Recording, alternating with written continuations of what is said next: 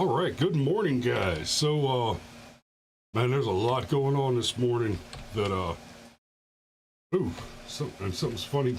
Damn it. Now I'm having funny stuff happen to the computers I'm trying to talk to you right now. But we're going to make this happen.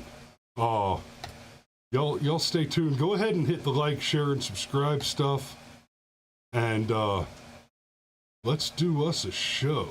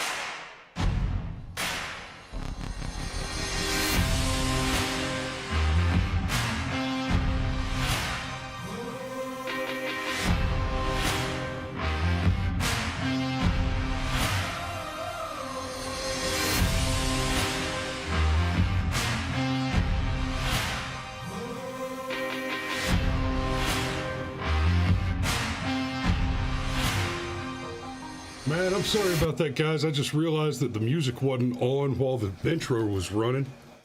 My bad.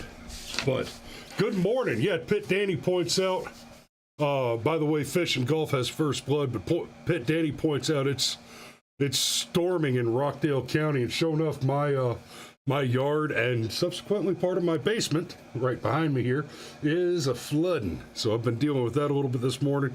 Y'all hear a kind of rough noise in the background there.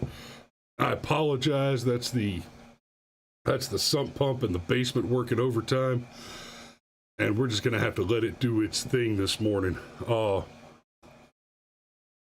But I've got it under control and should be good for long enough to do the show. Got a little rain on my glasses, and yeah, it's whew. We're gonna make it, though. We're gonna make it. So there's a lot going on in the news this morning, and I'm gonna touch on quite a bit of it, but I'm gonna spend most of the show talking about some stuff going on with reporters. If y'all haven't heard about this yet, this is from yesterday, I think. Yeah. There was an incident, and I'm just gonna run the video. Ms. Freeland, how come the IRGC is not a terrorist group? Why is your government supporting Islamo-Nazis? Pay close attention to what happens here. Excuse me. What are you doing? You're under arrest for assault. Sir, Why are you pushing me? You're under arrest for assault. Who are you? You're under arrest for I don't assault. even know. What are you talking about? Police, you're under arrest for... Okay.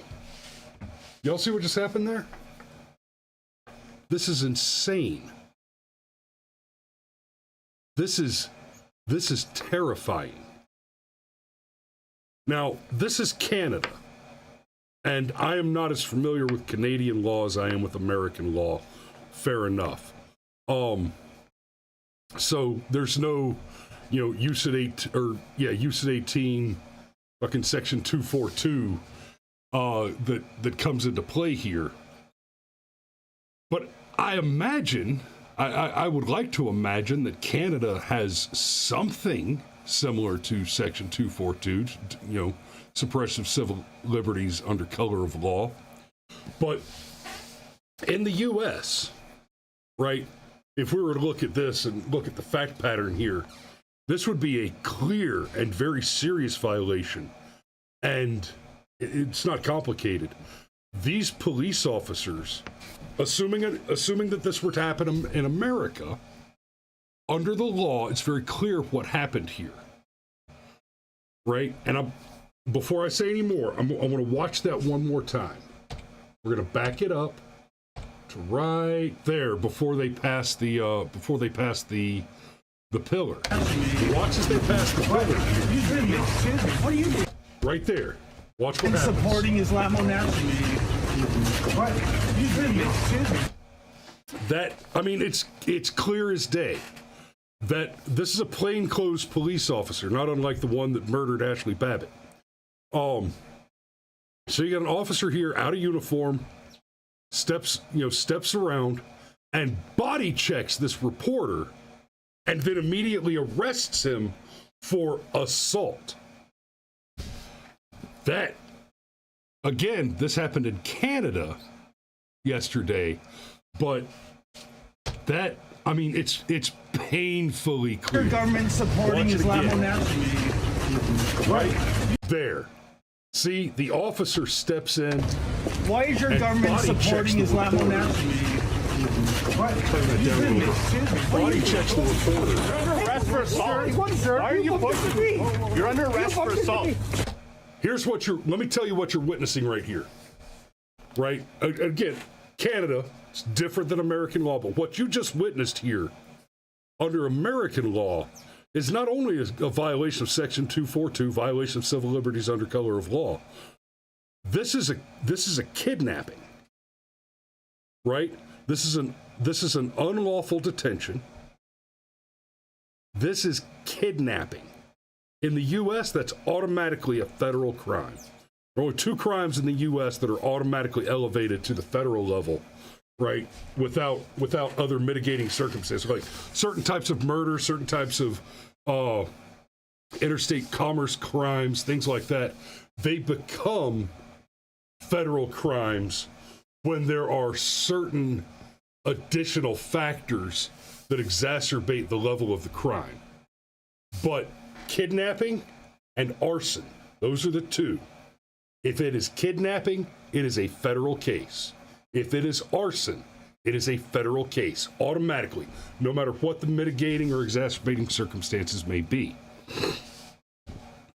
This right here, the reporter goes up to ask a politician a question about the stuff that's going on with Hamas. And a group, right? I'm going to play a little more now. I'm going to turn the sound down and let it play in the background. Who are you? You're under arrest for assault. A group of plainclothes police officers You're under arrest for and a couple of officers actually in uniform pushed into me. surround this guy I've got my credentials here, and you just and bumped hem into him me. up. So excuse me. This is a conspiracy. There are several crimes being committed here. And among them, these officers, every one of them on the scene, is engaged on camera, live on camera when it happened.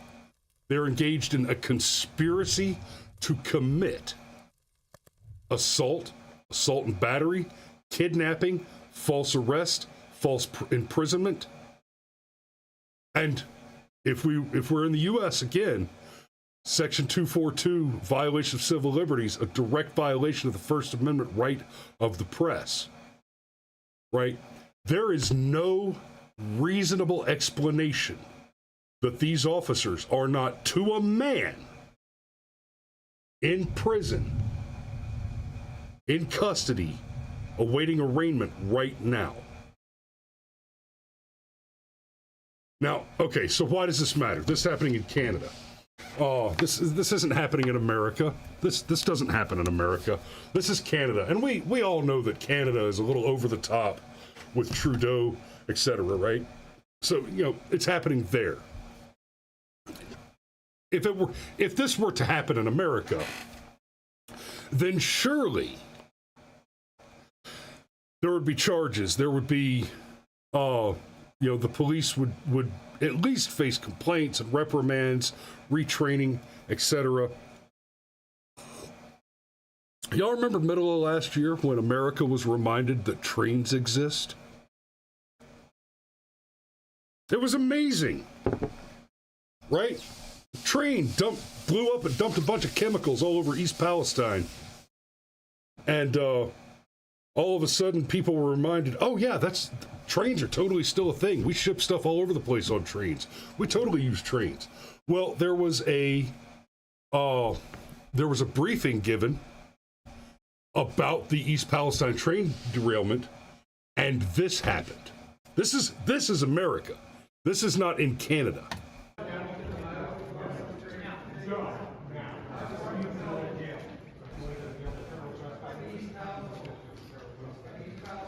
And this isn't a report. I forget the guy's name. I'm sorry. Let me see if I can get in the description. So I'm going to read this description. This is from News Nation. Mike DeWine and other local, state, and federal officials were announcing the lifting of East Palestine train derailment evacuation order. A reporter at the briefing was taken into custody. The reporter, identified as Evan Lambert of News Nation, was apparently trying to do a live report as the news conference was taking place inside the gym at the East Palestine Elementary School. And in this one is particularly interesting because the reporter was doing the live report inside the gym, had started the live report before the press conference began, and was asked to leave.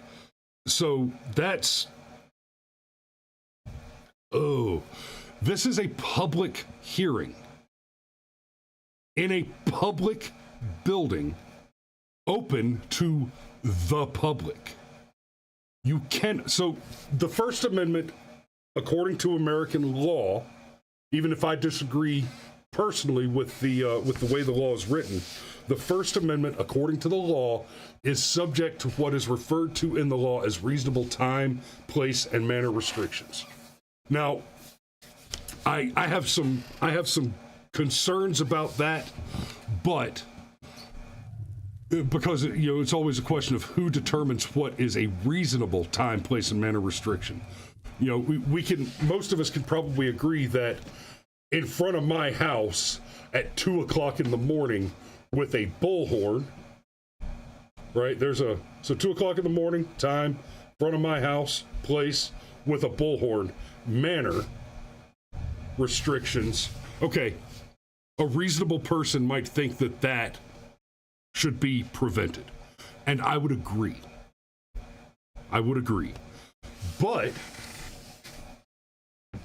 take a look around the country at the absolute state of things, and you'll see reporters, and First Amendment auditors.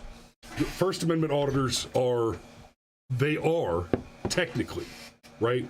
Now, they purport to be, but let's be clear, under the law, they are technically independent journalists whose First Amendment right includes, within the confines of the right of the press, the right, as affirmed by the courts, to record government officials in the conduct of their duties. A lot of the First Amendment auditors will go and film traffic stops. And they don't say anything. They stand nearby and they film the traffic stop. Now, ostensibly, without the massive popularity of First Amendment auditor videos on YouTube, what they would be looking for, right? And I'll be fair where I can be fair. You know, there's at least some motivation there that they're hoping the cop attacks them and they get a lawsuit. Okay, that's fair. But that motivation exists. It doesn't mean that that's what motivates all of them. Let's be actually fair. And without that particular motivation, there's still the reasonable expectation that if something goes wrong on the traffic stop, the cop oversteps his authority, the suspect lashes out and attacks the police, the arrest gets violent, aggressive, active, any of those things could be a major news story that's a gold mine for somebody who happens to have the video to sell to the appropriate press outlets. That is a motivation that exists as well. And it's an important one. There's a lot of good argument to be made in there related to information commerce and the right of the people to have access to information, especially that information which is of public record, which would be any conduct of a government official. If a government official does a thing, doesn't matter what it is, outside of the legal personal life, then that's a matter of public record. Now, I threw a caveat in there, the legal personal life, if your politician is engaged in an extramarital affair, that is something that is of concern. Not just because we should hope that our elected officials are just better people than that, but more importantly, if you're engaged in an extramarital affair as a politician, especially a higher level politician with access to TSSCI, and higher material, then you're now compromised. And so we do have a public interest in securing that information and being aware of it. But this story here, the reporter,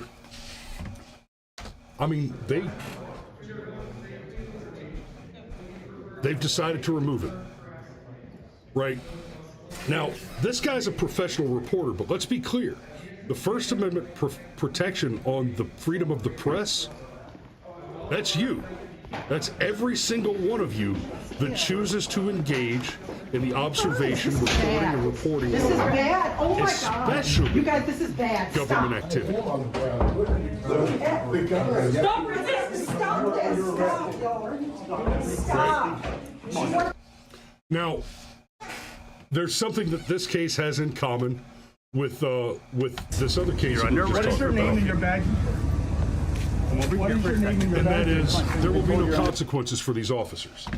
Despite their having committed obvious crimes on camera, they will face no consequences. They will continue to be police officers.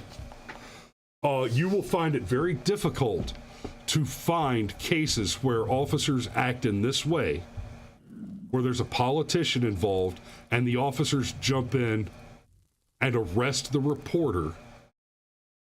This happens all over the world. We like to think that this is a problem of Maoist China, Stalin's Russia, right? We like to think that this is the kind of thing that Goebbels endorses. But let's not forget, Barack Obama, as much as the press like to talk about the threat that Donald Trump was to a free press and freedom of speech, Obama kicked reporters out of the White House constantly, banned specific news organizations like Fox News from the White House. And God, that's one of the Fox is not your friend. I'm not a fan of Fox News. There are a couple of personalities there that I like occasionally, but Fox is not your friend. I'm still good back there. I'm going to have to get off of here and go deal with some of this flooding in a minute. But yeah, Fox is not your friend, but Obama threw Fox out of the White House. The Democrats have made it very clear. They don't care. They just don't care. Tim Sr. joins us this morning. He says, yes, we have similar laws, so I'm guessing that you're Canadian, you're in Canada. And that's what I expected. That's the assumption that I made, is that this would also be illegal in Canada. But much like in the U.S., especially in Canada, where I'm sorry, brother, but I don't think it's fair to say that Canada's government is more corrupt than the U.S. government. But with examples like the debanking of the trucker protesters,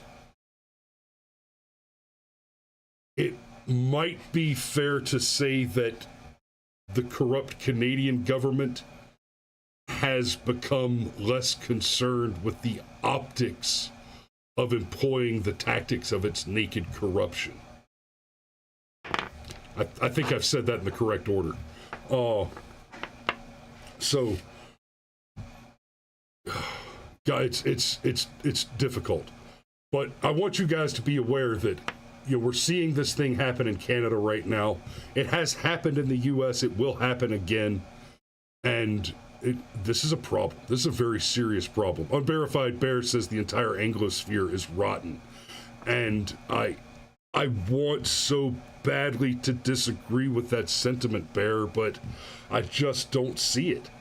I just don't see a reasonable defense of the virtue of the Anglosphere at present. The electing Democrats, electing these commies, these Marx-ass tricks, is going to get people killed. It's gotten people killed, right? The dozens of men and women who were murdered by BLM protesters around the May 26th insurrection, when BLM firebombed the White House, and they just didn't report it. They just, fuck you. You don't need to know about that. Mr. C says all government is corrupt, and again, I wish I could argue with you.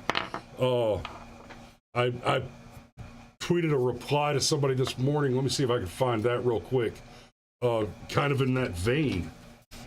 And for reasons that I will not discuss on air, I'm probably cutting my own throat a little bit by making such a comment where I did, because it was I think it was, oh, come on, show me the tweet.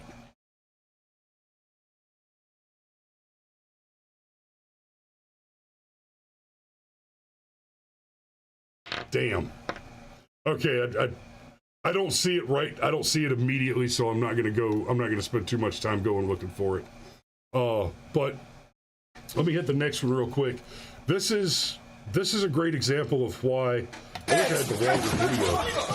This is a great example of what America's coming to as a result of Democrats in charge.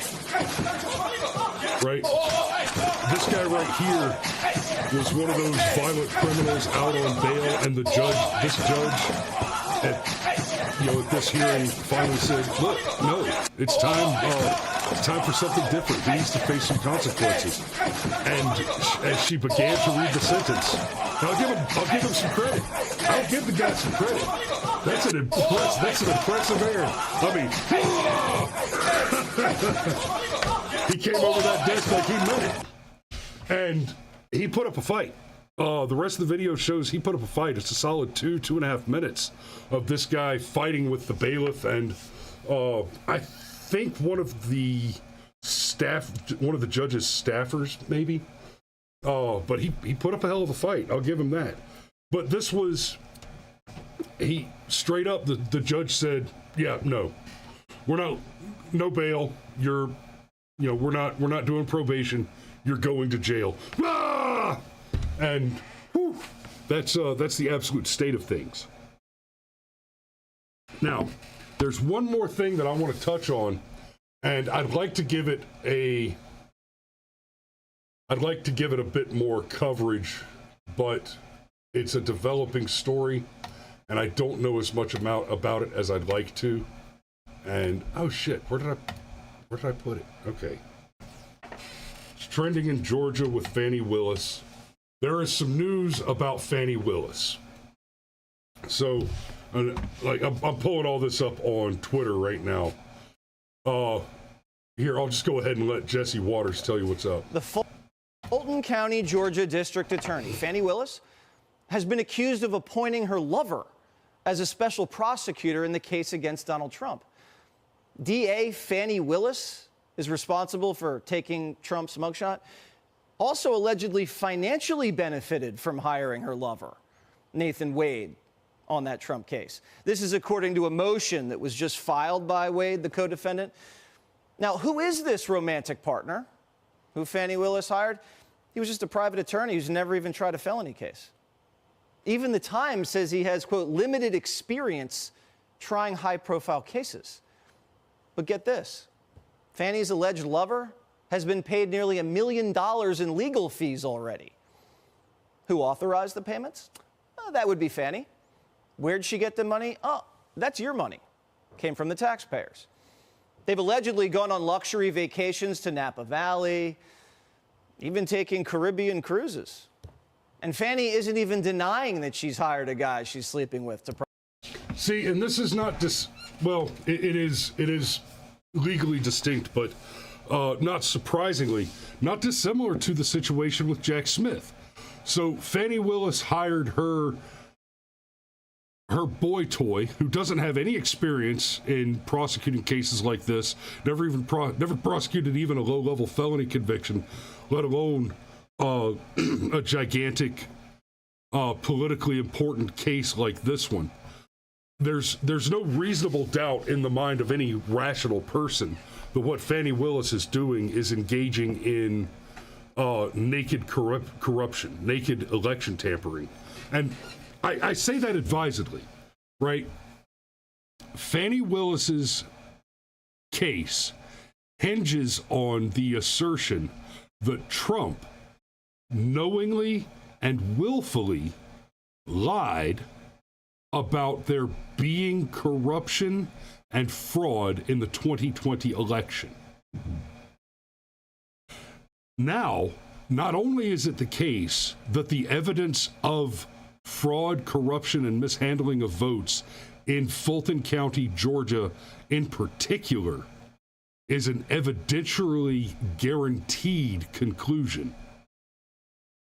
Right? And I don't even have to make the claim that the election was stolen from Trump to make this claim quite separately. That there were votes stolen, that there were illegal votes cast, that people who were not qualified to vote feloniously cast fraudulent votes by way of having moved out of the state and having voted absentee with mail-in ballots after no longer being qualified to vote in Fulton County. Many of those ballots having been destroyed illegally by the government, right? The list goes on. Y'all bear with me just a second. I got to pop over here and look at what's going on Rumble.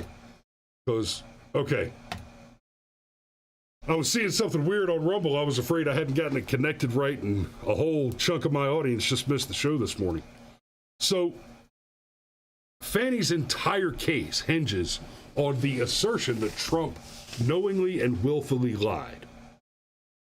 Now, before we even have the evidence to prove that not only that he wasn't even wrong in his assertion, right? It turns out that his claim that there was something wrong with the Fulton County vote, turns out that that's absolutely supported by the evidence. Even if not conclusively proved true, it's at least supported entirely by the evidence.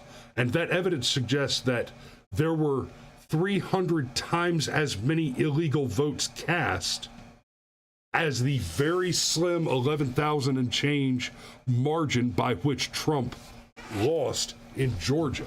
But forgetting all of that, you have to go back to the fact that her claim hinges on the idea that he knowingly and intentionally lied, which requires that you accept the assertion that Donald Trump sincerely believed that he legitimately lost a fair, secure, and legitimate election in the state of Georgia.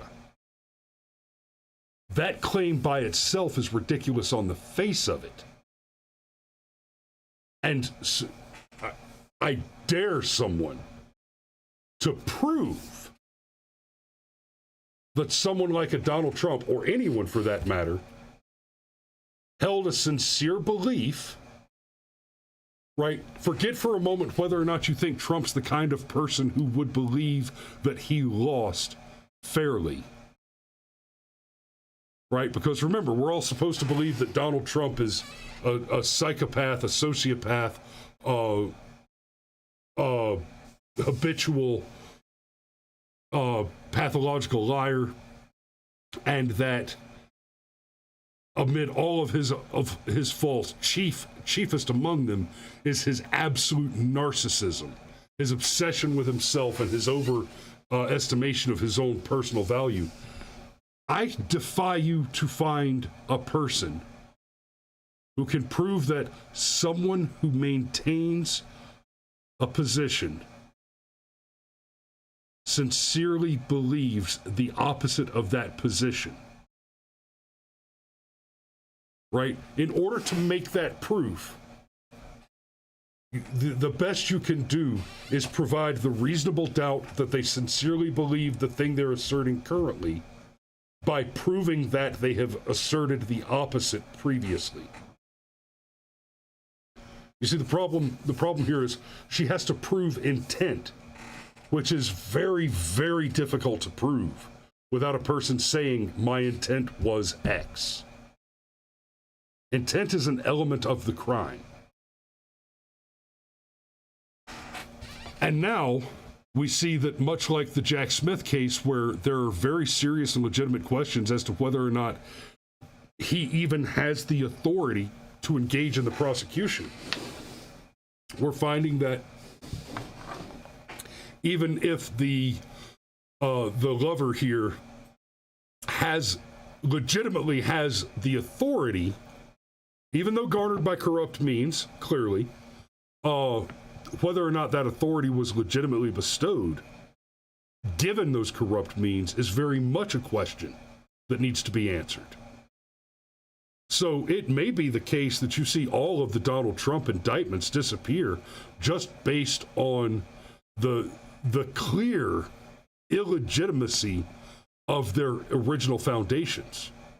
And that's before we even get into the whole thing about the New York trial that was decided on a directed verdict in direct contravention to the testimony of all of the so-called witnesses and victims.